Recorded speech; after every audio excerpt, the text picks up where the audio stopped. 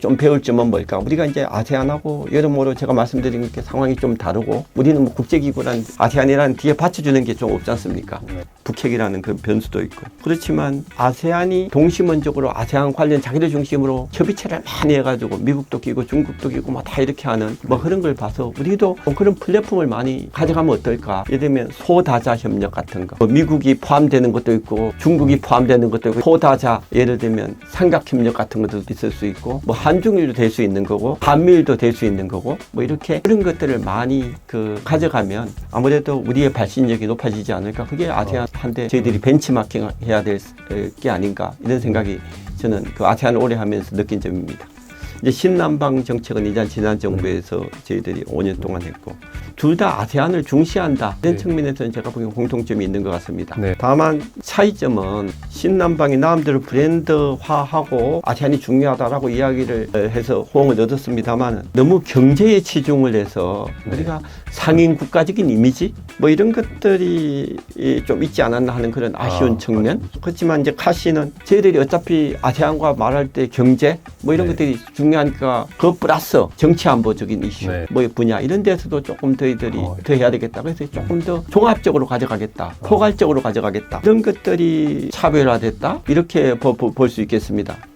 역시 아까 말씀드린 대로 우리가 어떤 체제 속에 사느냐의 문제와도 관련되는 겁니다. 그리고 이제 미국은 우리의 동맹국이고, 그런 면에서 저희들이 가치 판단이 이제 들어가야 될 문제가 아닌가, 그런 생각이 듭니다. 안보에 대한 이슈는 자칫 저희들이 잘못 다루었다가는 나라의 생존 자체가 어려운 거고, 번영이라는 경제 문제, 그것도 저희들이 먹고 사는 게 굉장히 중요합니다만, 그거는 다시 회복의 여지, 딴 방법 뭐 이런 것들이 많이 있지 않을까, 이런 생각이 듭니다. 그런 면에서는 저희들이 미중 양국을 둘 때 우리가 어떤 세상에 살고 싶은지, 어떤 체제 속에 살고 싶은지 뭐 이런 것들을 잘 감안해서 저희들이 전략과 외교를 가져가야 된다, 이렇게 간접적으로 돌려서 말씀을 드리겠습니다.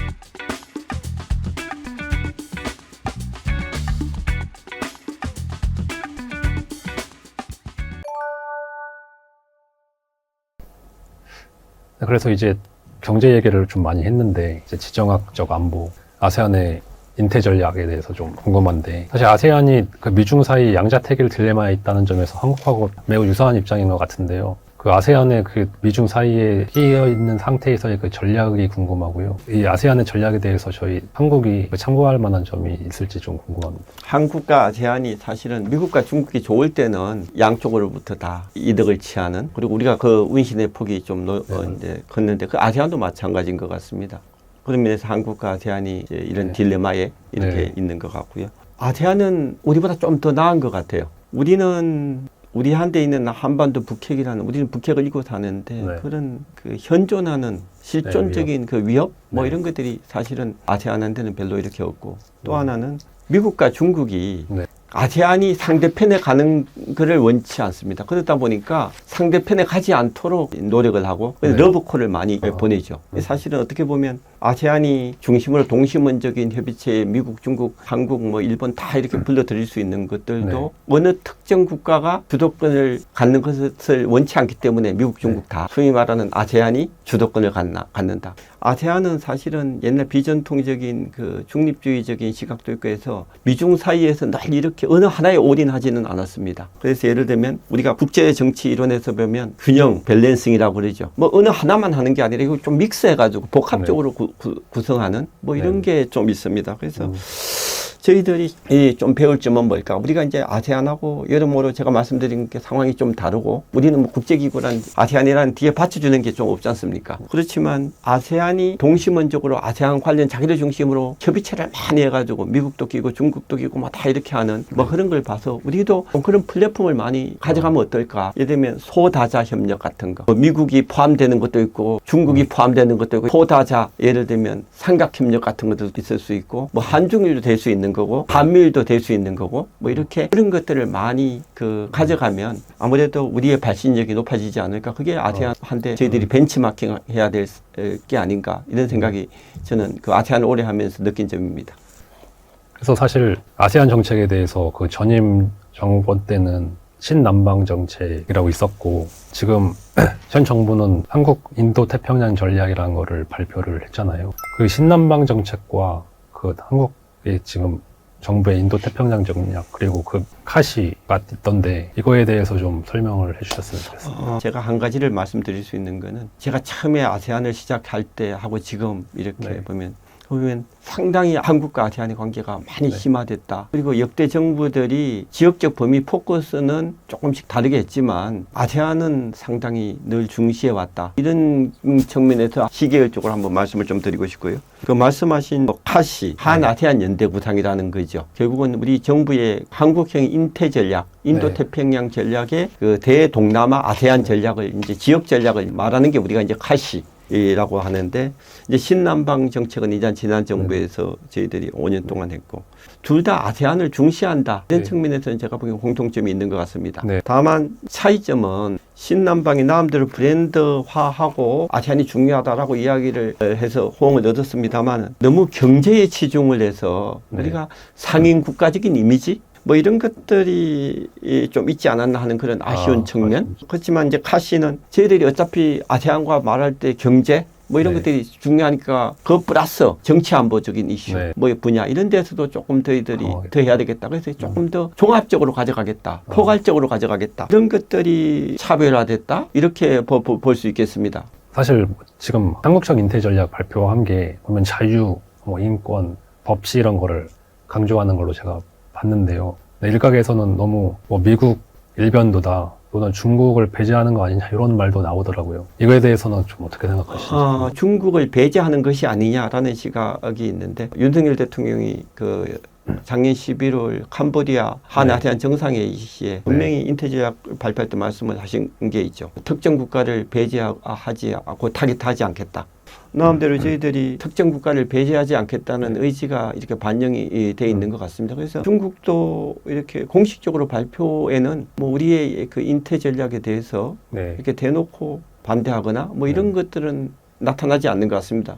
다만 4대 우선 분야로 해양협력, 연계성이라는 거죠. 인프라를 이렇게 잘 연결하자. 그리고 지속 가능한 발전, 뭐 그리고 경제협력 이런 이야기를 하는데 이런 그 분야에서 제대로 시너지 효과, 카시하고 연결고리 뭐 이런 것들을 찾을 필요가 또 올해가 이제 아세안의 의장국이 인도네시아인데 인도네시아 이거를 조금 더 구체화해 보겠다는 겁니다. 네. 그래서 이런 면에서 우리가 조금 그 카시 이제 로드맵이 지금 저희들이 준비 중인데 감안을 해서 설계를 하면 어떨까? 이런 생각이 좀 듭니다. 카시에 대해서 또 말씀해 주셨는데 한국적 인터넷 전략 21세기 글로벌 중추국가를 목표로 하는데 큰 화두가 어쨌든 미중 대립이 핵심 변수 그렇습니다. 아닙니까? 근데 대사님이 보시기에는 그럼 어떤 전략을 취하는 게 우리한테 국익에 가장 뭐 알맞다고 생각하시는지? 저는 주가 이제 미중 관계 갈등보다는 미중 관계가 가져오는 아세안에 대한 영향 뭐 이러다 보니까 간접적으로 이제 한국도 생각을 하게 되는 뭐 이런 거건데 아무래도 아세안에 대한 벤치마킹 뭐 이런 것들을 많이 생각을 하게 되는 거죠. 그래서 저는 지금 현재 세계가 지역별로 막 이렇게 쪼개지는 블록화가 되고 있는데 그런 경계를 위한 자유무역 이런 것들을 중시하는 이런 데 나름대로 우리가 발신을 하고 안을 한번 내는 뭐 이런 노력들 어디 필요하지 않을까 그런 생각이 듭니다. 그러면서 저희들이 제가 이제 오랜 경험에서 나오는 거는 소통을 좀 잘할 필요가 있겠다. 중국하고도 그렇고 왜냐하면 오해가 하는 경우가 많습니다. 우리가 이렇게 하면 지레짐작으로 이렇게 중국한테 생각한 거 아니냐 뭐 이런 이야기도 있고 해서 우리가 정책을 이렇게 할 때 긴밀하게 협의를 좀 하고 소통을 하고 이해를 돕는 이런 역할 그렇게 할 수 있고 쉽지는 않습니다만 좀 막연합니다만 스마트 외교 이런 것들이 좀 필요하지 않을까.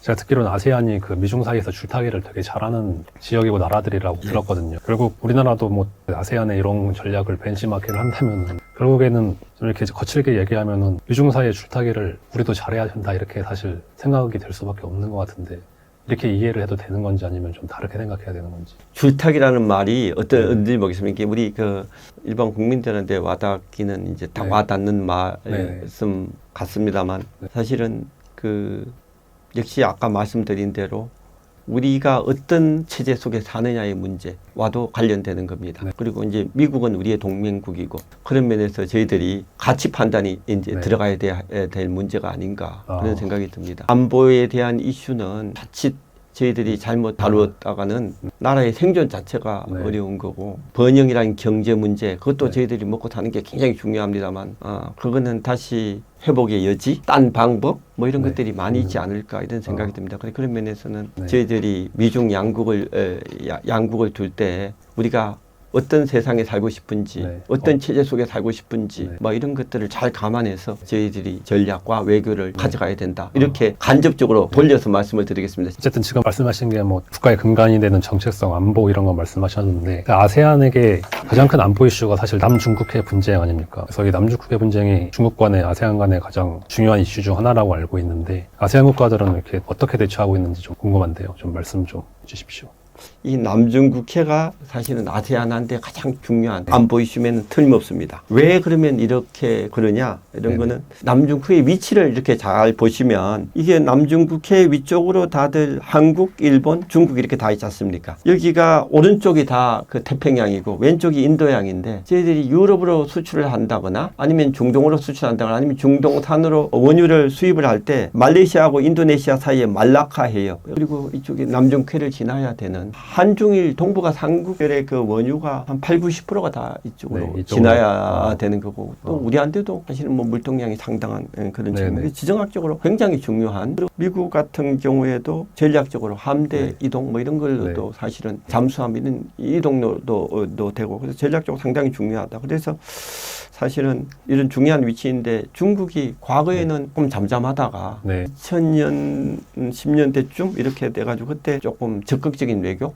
중국이 2010년도부터 경제력을 바탕으로 조금 적극적으로 이렇게 나와서 남중국해의 영유권 문제를 좀 적극화 네. 인공섬도 건설하고 뭐 이렇게 건설하는 그러니까 이제 미국도 소위 말하는 항행의 자유, 상공의 자유 이런 것들을 강화해서 양쪽이 겹치는 소위 말하는 분쟁을 하는 그런 지역입니다. 아세안 이 분쟁 대상국은 여기 지도에도 보시면 네. 알겠습니다만 베트남, 네. 필리핀, 그리고 브루나이, 말레이시아, 그리고 뭐 인도네시아 정도 이렇게 되는데요. 이게 개별 분쟁국하고 중국과의 관계지 아세안 전체 관계는 아니라고 생각을 하는 거죠. 이게 크게 차원을 두 개로서 보면 분쟁 당사국 간의 그 영토 분쟁, 영유권 분쟁의 한 차원이 있고 또 하나는 굳이 아세안 차원이라고 그러면 이런 중요한 것이 소위 말하는 불안해지고 그러면 평화와 안정의 문제가 있으니까 아세안 국가들한테는 굉장히 중요한 우리도 이제 마찬가지인데 그런 측면에서 이제 아세안이 관심을 많이 가져서 2002년도죠. 거의 10년 동안 이제 아세안하고 중국이 그 교섭을 해서 만든 게 2002년도 남중국해에 관한 당사국 권능 보통 DOC라고 하죠. 거기를 통해서 쭉 했다가 그걸 좀 분쟁을 펴가지고 해결하자 이렇게 좋은 말들 많습니다. 근데 실제적인 법적 구속력은 없고 근데 지금 현재 법적 구속력이라고 그러니까 좀 실효적인 걸 하자 하는 게 2013년부터 이렇게 오는 게 남중국해 행동준칙 COC라고 하는데 이게 벌써 거의 10년째 이렇게 오고 있습니다. 근데 이런 걸 통해서 아세안 차원에서 협력을 좀 해나가자 그런 이야기고 그리고 아세안 이게 남중국해 이슈를 바라볼 때 그 분쟁 당사국들 개별 국가가 좀 다릅니다. 베트남은 조금 약간 수위가 좀 약간 적극적이고 필리핀도 원래 세다가 두테르테 대통령이 오면서 약간 낮춰졌고 이제 새 정부가 좀 약간 또 다시 포지션을 좀 찾았고 그리고 말레이시아 브루나이는 조금 로우키고 뭐 이런 식으로 지금 약간 차이가 조금 나왔습니다. 그렇지만 전체적인 기조는 이거를 뭐 대립적인 구조로 중국하고 가지 않겠다라는 겁니다. 가장 여기에 변수가 중요한 거는 필리핀이 그 헤이그의 그 중재 재판소에 중국이 그 주장하는 U자형 거의 뭐 남중국해의 한 8, 90% 정도 해당하는데 이게 과연 합당한 거냐? 판결로 이제 그 제소를 했는데 결국은 중국으로부터 투자 이런 것들이 많지 않으니까 다시 이제 중요성을 이야기해 왔는데 아마 이게 사실은 상당히 아세안한테 특히 분쟁 당사국이 중요한 아마 판결이 아닌가. 중국은 여기에 대해서 거의 뭐 무시를 하고 알러지기 반응을 많이 합니다. 그래서 사실은 중국 입장에서는 중재재판 소리 나오면 되게 싫어하는 뭐 그런 경우가 많습니다. 그래서 미국이나 이렇게 서방들이 중재재판을 뭐 이야기를 하는 거에 굉장히 그 알레르직 반응을 많이 보이는 것도 소위 말하는 그만큼 중재재판의 의미가 크다 이렇게 생각할 수 있습니다.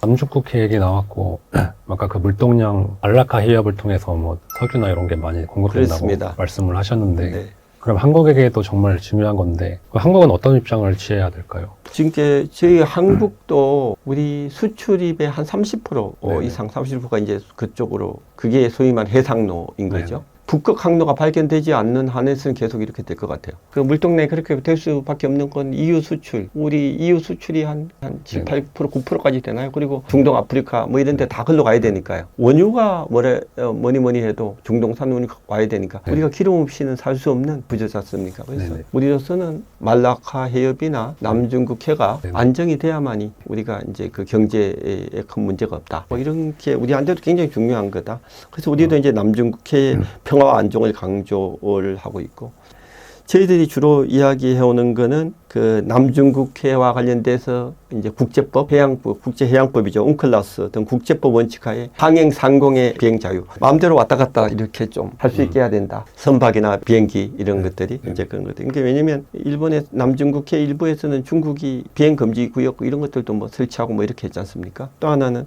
지금 10년째 하고 있는 남중국해 행동준칙 COC 그것들이 지금 아직 진척이 못 되고 있는데 이런 것들이 빨리 체결이 돼서 일종의 하나의 어떤 레퍼런스 준거 틀이 될 수 있기를 바란다. 뭐 이런 게 우리 입장인데, 저희들이 사실은 전체적으로 아세안 대화 상대국 측면에서 보면 우리의 그 수위가 상당히 그 높은 수준이 아닙니다. 남중국해 이슈와 관련돼서 우리가 어떻게 조금 더 동남아 아세안 국가들의 입장을 배려를 하는 네. 조금은 더 한 걸음 나아가는 그런 네네. 입장을 취할지 이런 것들이 고민이 아닐까 이런 생각이 듭니다. 그래서 다만 이제 남중국해 문제가 워낙 중국이 대만 이슈와 아울러 자기들의 바이털 인터레스 핵심 이익이라고 이렇게 하니까 나름대로 저희들이 그런 거에 대해서도 어느 정도는 고려해야 되는 측면도 있을 것 같습니다. 대만하고 남중국해 말씀드렸는데 거기 메콩 지역이라는 지역이 또 제2의 남중국해라고 불리면서 또 중국하고 이 아세안 국가들 간의 영내 갈등 요인, 또 미중 갈등 요인으로까지 좀 지적이 된다고 들었는데, 요거에 대해서는 입장이 어떻게 되고 또 어떻게 전망하시는지 궁금합니다. 히말라야 산맥에서 티베트 쪽에서 내려오는 위쪽으로 보시면 라오스, 미얀마, 태국, 캄보디아, 베트남 델타 이까지 5개국을 이렇게 관통하는 네네. 제4대 아마 긴 강인가 아마 그럴 겁니다.